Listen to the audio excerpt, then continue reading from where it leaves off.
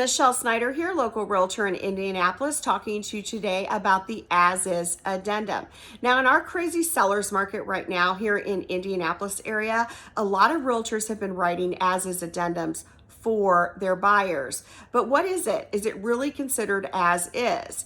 Well, here in Indiana, our state forms actually allow in that form for a buyer still to have a right to have the property inspected. So it's really not as is, because if by chance that inspector that you hire finds something that the seller did not disclose, either on the seller's disclosure statement, maybe on the MLS, to their agent, etc., and the inspector finds that, you have a right to actually have that item, ask the seller to have that item be remedied, repaired before closing. Now, the seller could say no, they're not going to do it, which then everybody would be mutual released from the contract. The earnest money would go back to the buyer, etc.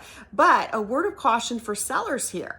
If you tell this buyer, no, I'm not fixing that, then going forward, any buyer that you have on your home, when you get to come up to the next buyer, you're going to have to disclose that. So either you're going to have to repair it or disclose it going forward. So it is best for all parties to try to work together. If something comes out in the inspection, if you've got an as-is addendum on your property, to try to get that worked out so y'all can get to closing. Now, if you have any questions about the home buying or selling process, feel free to reach out to me. I'd love to help. Have a great day.